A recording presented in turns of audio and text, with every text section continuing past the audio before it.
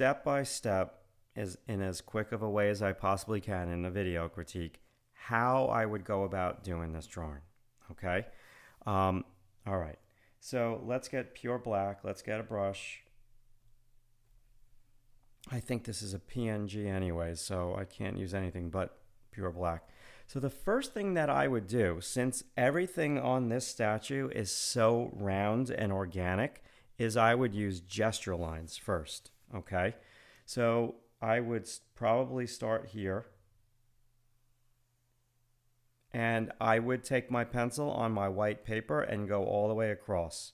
So my first measurement would be, what is higher, this, or what is lower? So then I'd pull an imaginary line across and I'd look at that distance.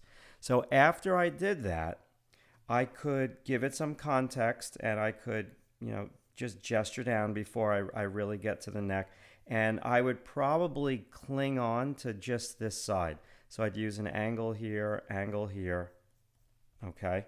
And then the next thing I would probably do, because this is what I like to do, doesn't mean it's right, doesn't mean it's wrong, is draw a shadow shape. So I would do something on the interior. I would probably draw this next. Why? Just because it looks easy. And it's a frame for the face. So you have to always start, Scott, with what looks easiest first. And that is something that my eye could visually cling on to. And of course, there's a lot of intricacies to that shape, but it's a starting point. So then what I would do is I'd start to now see if I can't navigate this width. Shape of hair versus shape of face. So my next step would be angle, angle, angle. So now I'm not using organic. Angle. So it's the shape of the hair versus the shape of the skin. So as I'm doing this, in my mind, I'm saying, what's right below this? Now I know the neck is out. How wide is this? What is the widest point of the skin? Right there. Okay. So would I draw all of those lines all over my piece of paper? Probably not. But I could, if I did them very, very, very lightly, and then eventually they all go away when you start to render. So I would do some measure lines. Okay. Now, the next thing and the most challenging thing is going to be the features. But quite frankly, before I'd even get to the features, I would do another gesture line. So I'd start to look at negative space, and this is the way that you build up confidence in a portrait drawing, is you get these basics in first. I'd gesture this. And I'd say, okay, cool. I'm looking at that negative space. Now, what is right below the head? And now let's look at that distance. So this space here is abstract, and it's easy for our eyes to kind of grab onto that. Then, after I gesture up, I'd say, okay, to this far edge, what's right up above it? And then I would look at this negative space. Okay, that is very important. And then at this angle shift, this versus this, I'd say, what's right across from that? Oops, that line is tilted up. It's got to be parallel with the edge of the page. So after and that's still not parallel, but we're going to let it go. After I do all of that, there comes a time where you have to deal with the face and the features and set in these shapes. And I'm not, usually for me, it's the line that separates the light from the dark, but this is top light, so I'm going to go with a feature. So the first thing I'm going to do is I'm going to try to get this eyebrow area into the edge of the nose, and I'll stop right there, and I'll think of this whole eye socket left side of the face as a little shape, okay? And then I'll start to think about the bottom of the nose. Now, that's a major area of the drawing. That's a major landmark. So I need it to be compared to something else. So I'd probably just put that line in, put this line in, very gestural. Then I'd come down with another big landmark, which is going to be the jaw, chin. But when I draw this, I'm not going to press down hard with my pencil because I don't want to separate the face from the neck. So I'll squint, and now I start to get in very light, faint, soft shadow tone. I'd put that tone in, and maybe I'd get this third angle for the jaw. So now I could measure, say, from the bottom of the nose to the chin, and from the bottom of the nose to the hair area. What's longer, what's wider. So that's my first placement.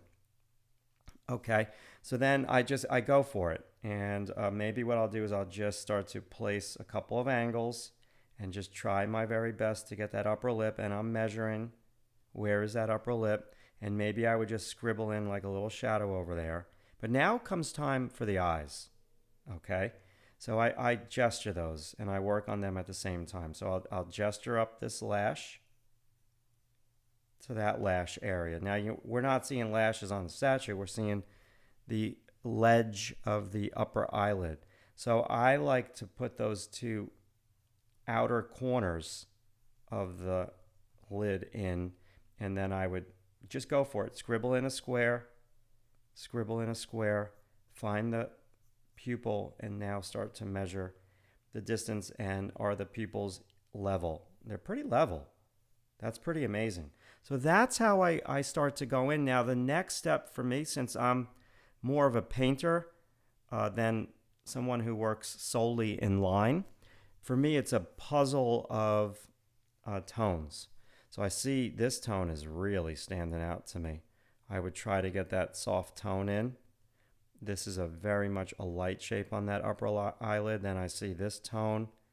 So I start to map out the face even more so with these very light values of tonal shifts. And then we could kind of keep going on and on and on and add in more and more things like, okay, fine, the eye is an eyeball. And we can start to work that out. We can start to draw all these little shapes. We can start to look at more distances. But that's the go-to thing right there. That's how I go about drawing a portrait in the beginning stages. I'm not just thinking about one technique. Like there are certain things I don't even draw. Like I'll never draw surface planes physically, but I think about them. Like the nose, tip of the nose is usually a ball shape, but then this is more like a surface plane. But I'm not going to draw the surface planes. I'm going to think of them. I see another side plane to the face here. I'm not going to draw the surface plane, but I'm going to think of it. Okay, so that is very, very important. And your drawing looks good. You know, things that are really jutting out to me, when I pull that line, this negative space is huge. Okay, so that needs to be tweaked. And I think it needs to be tweaked because that neck is just a tad too skinny. And if I pull a line straight up from here and I try to go parallel with your piece of paper, looks pretty good to me. You're off slightly, but that's no big deal. This is too wide. So I think it's a combination. You got to bring this in, kick this out. And then you see how this eyebrow line wraps up.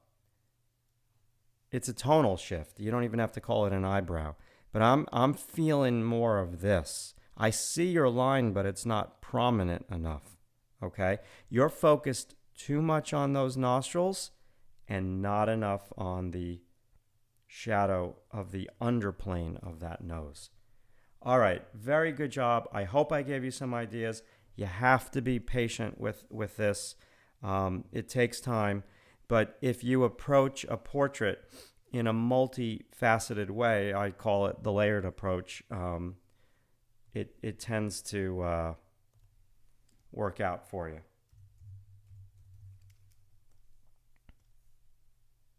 Cool. Okay, let's move on to the next image. Thanks, Scott. Hey, thank you so much for watching that video critique. Let me ask you a question. When was the last time somebody spoke about your artwork like that? Has anyone been reviewing your artwork? Are you watching videos on YouTube and practicing the techniques that you've been taught, but you're a little unsure of if you're doing that particular technique right? Well, if you're interested in getting some feedback on your artwork in a really kind and gentle way, come on over to drawingtutorialsonlineblog.com. You can read a little bit about our site right here.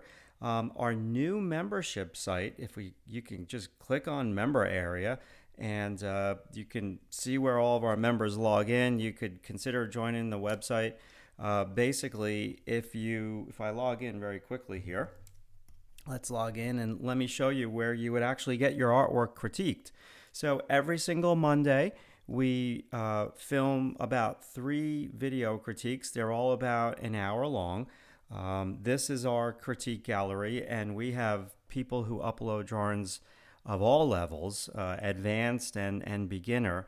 And a lot of the members of Drawing Tutorials Online, they will follow along with our assignments that we give, and each week they upload their artwork. And so what winds up happening is I start to become friends with the people who upload their artwork, and I become familiar with their progress. And that is really key, and it's super crucial that you get feedback on your artwork. Basically, this is the gallery. Where would you find the video critiques? Well, if you come on over to our member blog, not our public blog, which is right here in the membership site area, you can see here's the video critique. So I'm taking a sample from the video critique, and I think this week, February 13th, we had 3 chapters, and I guess we're about an hour and 50 minutes in 3 hours, 2 hours and 50 minutes in total of video critiquing. And the other beautiful thing about this is you can download these videos, watch them whenever you want, and if you have any questions, you can ask your questions in our member forums. There's a lot here in the member site, and we teach a lot of information. It's not just about figure drawing. It's also very much about supporting you through your learning process. So if you're interested, like I said, come on over to our blog, and you can read a little bit more about us, and you can check out some of the other blog posts that we have. And thanks so much for watching. Talk to you soon.